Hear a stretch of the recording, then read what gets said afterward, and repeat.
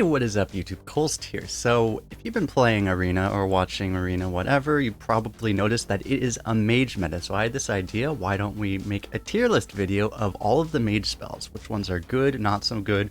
We're gonna range here from literally illegal at the top to actual garbage and everywhere in between. So without further ado, let's just get right into it. So if the most astute viewers might notice, there is one card on this list that is not a spell, technically, because it is a location.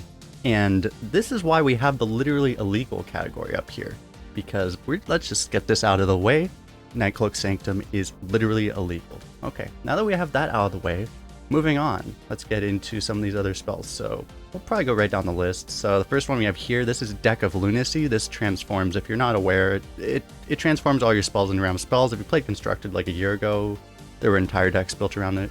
Unfortunately, in Arena, you just don't tend to get that many spells, so Deck of Lunacy goes into the actual garbage category. If you do have a lot of spells, it could theoretically work, but it just doesn't happen. It's just -1 card basically, so it's terrible. Moving on, we go to Shooting Star. Shooting Star is a 1 mana spell that deals cone-based AoE, 1 damage to 3 different targets. Very good if you get spell damage, but also just very good to have super cheap pings. So we're going to put that actually into the very good category. Typically, you're just trying to stay alive as mage, so it ends up being very good. Now let's talk about a card that is not very good for keeping you alive. That is Potion of Illusion.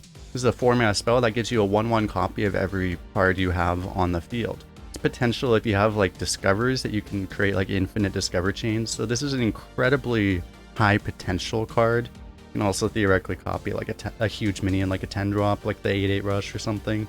But it's just very, very greedy. It's the kind of card that you prefer just not to draft, and if you happen to want it, then you would discover it, right? That would be the ideal situation. So we put this into the somewhat times okay category. It's just very greedy to actually draft, but it can be good. Card that there is not so much potential with, however, is Solid Alibi. This is the 2 mana spell, which just makes your hero take only 1 damage every time it gets hit, but it's like kind of like a slightly sometimes better, sometimes worse ice block. In Arena though, you just don't want this. If you really wanted this, again, maybe you could discover it, but you just don't want to draft things like this. Moving on, next we have Firelands Portal. This might be a little surprising to some people where I put this one, because this card is also going just into the very good category, not into the broken category. No broken spells yet here. The reason I put this here is like Firelands Portal really just isn't what it used to be.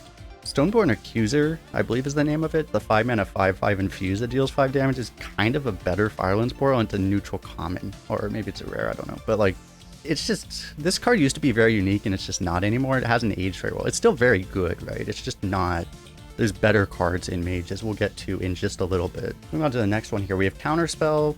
Simple, it's a secret that counters spells. This probably before would have gone into like sometimes okay because it's just situational, but there's a lot of secret synergy right now, so a lot of the secrets are a bit better than they usually are, so we're actually going to put Counterspell into the decent category. One secret we're not going to put into the decent category though is Ice Barrier. Ice Barrier a lot of times probably would be in the garbage territory. It'd be like borderline between here, but basically because of the secret synergy, we're going to give it a buff to only nearly unpickable. Now let's move on to another secret, which is Explosive Runes. So Explosive Runes are typically a much better secret. It deals 6 damage to the next minion that your opponent plays, so a lot of times it'll just kill it. It's possible it gets countered by an Explosive Runes or something, or just a small minion, but sometimes, you know, your opponent might not want to take that 5 face damage, so it could be good almost as just a fireball to the face, right? So overall, it's pretty decent. It's usually not gonna be amazing, but it could be very good. Also works with spell damage if you happen to stick a spell damage minion, which could be very fancy,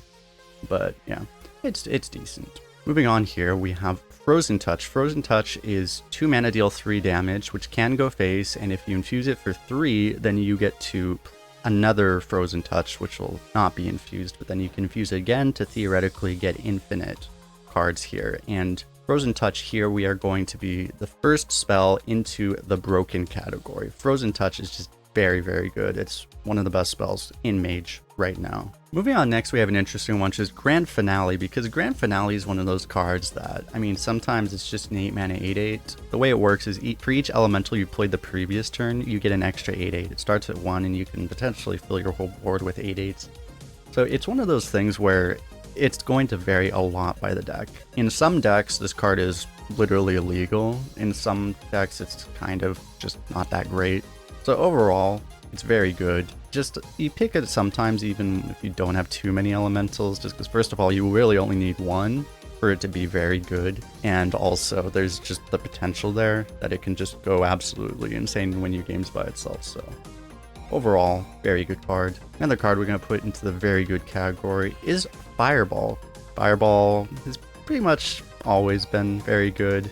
Maybe you would have called it even broken back in the early days, but it's, you know, it does anything you need it to. Kill a mid to large minion, can go face, it's just always really good. Pretty much no matter how much they power creep the game, Fireball is still going to be pretty good. Unless, you know, they just start making even better fireballs. Although that's kind of what Frozen Touch actually is, just a better fireball. So another spell we're going to classify very good here is Ring Toss. Ring Toss is a 4-mana spell that discovers a secret and plays it, and if you corrupt it, then you discover 2 instead. So secrets have gotten pretty good now in Mage, and so this just gives you a lot of value, especially if you corrupt it. Usually, you almost always want to play this corrupted, but you might play on turn 4 if you have nothing else to do, right? But it's just a very, very strong value card, basically, for Mage, and it's a lot of disruptions. Very annoying to play around Mage Secrets right now with how many they are. So Ring Toss is easily in the very good category. The next card we have here is Conjure Mana Biscuit, which is basically, well, it's like 2 mana do nothing into 0 mana give you, you know, give you mana back. This card is garbage in Arena. There's things you can do in Constructed with this, but it's just, this is just really not an Arena card. You just wouldn't really pick this. Another not so popular Mage card we have here is Elemental Evocation. This is 0 mana. It makes the next elemental you play cost 2 less. So again, this is kind of just -1 card, but you know, this actually can be good. Like if you get to just innervate a Yeti, basically kind of like the old days, you can do with Amalgam, for example, and there's just things you can do. So I don't think this card is garbage. I'll put it up in the nearly unpickable category because it's just, you do have to have a lot of elementals for it to be consistent, but hey, sometimes you just want tempo as Mage, and this does that, so I don't think it's garbage. With that, let's move on to a very cool card in Mage, which is Devolving Missiles. I say very cool, assuming that there aren't 2 targets that you just need to hit one and then it misses and then you end up being very upset. But overall, it's pretty hard to silence now. A lot of the silences that were in last meta left, and Devolving Missiles is one of the only ways to do that. So this card is very unique and it's thus very, very good. It's usually a very good card. But again, especially good when there just aren't really accessible silences as right now. So very good card for sure. Next up, we move on to the card named after the company itself, that is Blizzard. Blizzard is, you know, it's always been pretty decent, right? It's not great though. Compared to a lot of the premium Mage spells, it's just expensive for what it does, right? But it does a lot, and especially where you just need a stall, it's pretty good. But I think that's only enough to put it into the decent category. It's just not as good as a lot of these other spells. But yeah, you're never sad to have a Blizzard, exactly. Talking about cards that make people sad, not you, but your opponent a lot of the time. Deathborn. So Deathborn is, this is just a meta-defining card. It's Cycle of Hatred, basically, from Demon Hunter, except skeletons. And this card performs in the stats almost as well. Maybe, I think it's very close to as well as Cycle of Hatred does. So this card is easily in the broken category. Just very, very good. Moving on here, we have Rigged Fair Game. So Rigged Fair Game is the secret where if you don't take damage during your turn, you draw 3 cards. So drawing 3 cards for 3 mana is just incredibly good, and this is a specific meta where this card isn't always so good, I think, but the fact that this is also combined with so many other secrets, for example, Flameward, which particularly discourage your opponent from testing into your face sometimes, makes this card especially good. There's still some risk that, like, against a Mage or a Hunter, it might just not go off, but overall, if you actually have this, it's going to go off a lot. So this is by far the highest quality secret, single secret, you know, not including double secret that I'm going to put on this list, but yeah. Because a lot of times with Ring Toss, part of what makes Ring Toss so good is that you can get Rigged Fair Game plus something else. Rigged Fair Game is just very, very good because it's pretty darn consistent, especially if you get it down with a decent board state early. Very strong. Moving on to another secret, we have another one in the epic category, which is very hard to play around. It's Vengeful Visage. Again, the same problem that people are going to be more afraid of Flameward just because it's more common. But Visage, you know, compared to like Vaporize, it kind of does a similar thing to Vaporize, but this thing compared to Vaporize is just much higher potential. Vaporize, for example, if you were to Vaporize a Pro Drake, you kill at an 8/8, that's great, but then your opponent still has a 7/7. With this, you get 8 charging face damage immediately, and then you also have the Pro-Drake Death Rattle yourself, it just does way more. It's basically like a much higher potential version of Vaporize here. So that's enough to put it in the decent category, not quite into the very good category, but it's one of the better secrets just because people really aren't going to expect it, and sometimes they might get completely destroyed by it. Moving on to another 3-mana mage spell, but not a secret, we have Combustion. So Combustion, the way it works is that you deal 4 damage to a target, and any excess damage will hit the minions on both sides. So potentially if you hit a 1 damage minion in the middle and there's 2 3 health minions on the sides, you kill both, right? If people aren't expecting this, which because it's an epic spell, most people really aren't thinking about Combustion very often. So you can get some really good Combustion hits. Overall though, it's just one of those spells that's never bad, and it's nice flexible removal that can potentially be used kind of as an AoE, which is exactly what Mage wants. So that's enough to put Combustion into the very good category. Moving on, next we have Kona Cult. So Kona Cult is kind of similar to Blizzard in the sense it's, if you don't know what it does, it's 1 damage to a cone and also freezes the targets that you hit. It's just kind of fair, like it does things you want, but it's just, again, it's like it doesn't necessarily actually kill all that much. So overall, because it does what you want, it's kind of like Blizzard again. We put it into the decent category. You don't mind having it, but it's not exactly what you're looking for. Moving on here, we have Flameward. Flameward, for me at least, feels like one of those cards that's way better for my opponents than it ever is for me. But, you know, again, it's part of this whole formula where there's just all these mage secrets that are just really hard to play around. So a lot of these get a lot better. When Flameward used to be, in some metas, it was the only good secret, and then it just wouldn't be nearly as good. But now, because there's just so many secrets people worrying about, it gets more value than it usually does.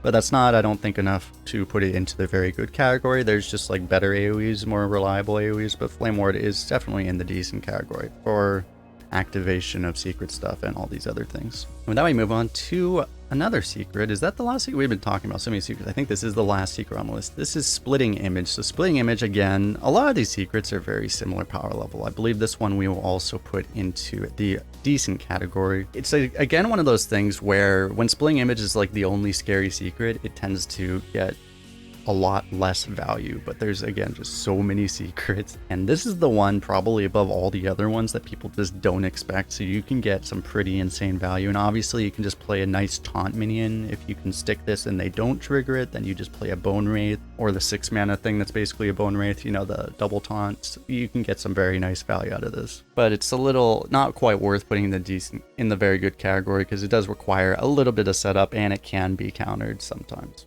And the next one we have here is Snap Freeze. So Snap Freeze, just every time I think about this card, I get reminded of that 12-0 Shatter Mage I have. When Shatter is just a strictly worse Snap Freeze. Snap Freeze used to be 2 mana and they buffed it to 1. Shatter is a worse Snap Freeze that costs 2 mana. That was a funny run. But anyway, Snap Freeze is not a terrible card. Like 1 mana freeze, if you don't have any other way to activate it, is like nearly unpickable, but not unpickable.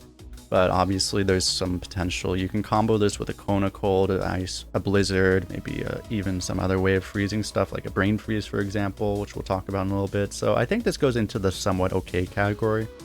If you don't have other freezes, you probably won't be picking it, but if you should always keep in mind that if you do have freezes, this is totally a very strong card. And with that, let's move on to another 3 mana spell, this time Arcane Intellect. This one is very simple. It's Pot of Greed, except it costs you 3 mana instead of nothing. So sometimes you just need a little bit of value in Mage, just a little bit of deck consistency, and that's exactly what Arcane Intellect does. It's a bit expensive, but you know, you want some value, and that makes this card overall pretty decent, I think. It's lower potential than like a Potion of Illusion, for example, but you know, it's never useless, right? It's always gonna protect itself. As long as you have the mana to play it, you'll get the value, so it's reliable, right? And with that, let's move on to Scorch. So Scorch is 4 mana, deal 4 damage to a minion, which is not very good, but if you have played an elemental the previous turn, it's 1 mana, deal 4. It can be kind of tricky to time your elementals. Even if you do have elementals, it can be tricky to actually, you know, set up the elemental and have your opponent play right into the 4 damage removal the turn you want them to, so it could be a little bit awkward.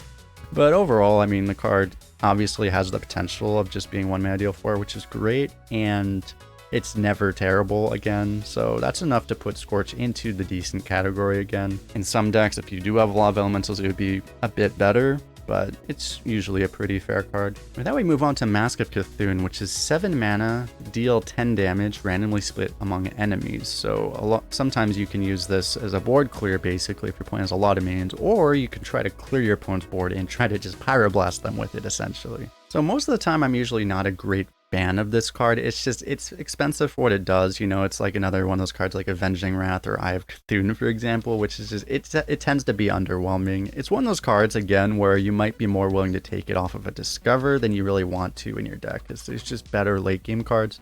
So I think I'm going to put this into the sometimes okay category again. It's just a little bit more situational than what you want typically. And with that, we move on to an interesting one, which is Blast Wave. So Blast Wave is 5 mana, deal 2 damage to all minions, and for each one you overkill, you add a random Mage Spell to your hand. So ideally, your opponent plays a bunch of 1/1s, and then you play this, and then you have a handful of Mage Spells, and you'll get something in the broken category, basically. That's the ideal. So the issue with Blast Wave is it's very hard to pull off, right? But sometimes, I mean, you honestly just need AoE, and it's good for that anyway. And obviously the potential is there. It can be very good. So overall, I think that's enough to put Blast Wave into the decent category.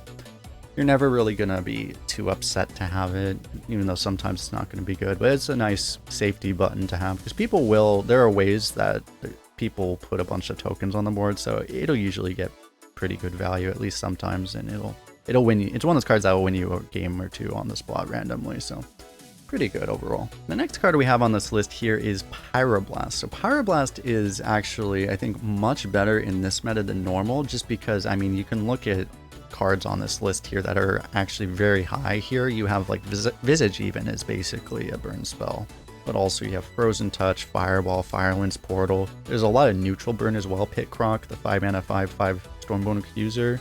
There's just a lot of ways to deal face damage that just make it a lot easier to get your opponent down to 10 to kill them with Pyroblast. So this is unusually high rating, I think, for Pyroblast, but it's definitely in this meta a very good card. Not quite broken though, just because, you know, you still have to do the hard work of dealing the first 20 damage before Pyroblast really does anything. And so with that, we move on to Ancient Mysteries. Ancient Mysteries is 2 mana, pull a secret out of your deck, and it costs 0. So it's very useful because, you know, it just makes any of the secrets you happen to have in your deck, makes them basically better, because it just makes them, it's basically just makes them 2 mana. The problem is you actually have to have a secret in your deck. Sometimes you just don't get offered secrets, even though there's a lot of them are at higher rarity, and you don't always pick them because they're often against better cards. And as well, even if you have them, you might draw them before you draw this, and then this does nothing.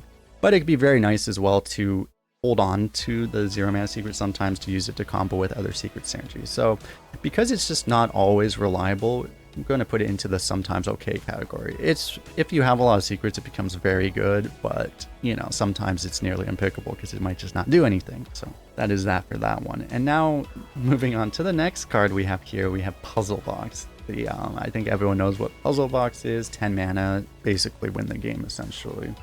So this is close to the literally legal category, but I don't think it's quite there. I'm not sure if everyone realizes just quite how strong this card really is. Objectively just broken because it's very reliable. There's a small chance it could like discard your hand or something, but usually it doesn't, right? It usually just does a lot of things that help you.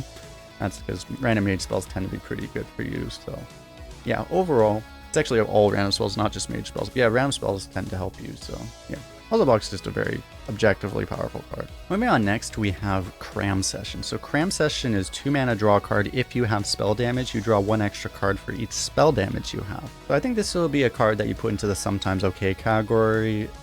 You know, compared to like some of the other cards below it, at least it replaces itself. It's a 2 mana cycle. It's at least it doesn't minus you a card, right? So it's never terrible. And if you do have a lot of spell damage, which you can get in Mage, because Primordial Studies, which we'll talk about in a little bit, is in, it can get better and it can be very good, but most of the time it's kind of just, you know, it's just there and you're just going to play it just to cycle to something that actually does something. But, you know, it's better than having something that's garbage. Moving on, next we have the classic card Flame Strike. So Flame Strike, if you're not aware, got buffed to 5 damage instead of 4. Flame Strike's always been good in Arena, always probably going to be good, especially after they buffed it. So yeah, Flame Strike easily goes into the broken category up here. I feel like that one's pretty self-explanatory. So we'll move on to the next one we have here, which is Cold Case. I think this might surprise some people how high I put this, because Cold Case is gain 4 armor and summon 2/2 skeletons.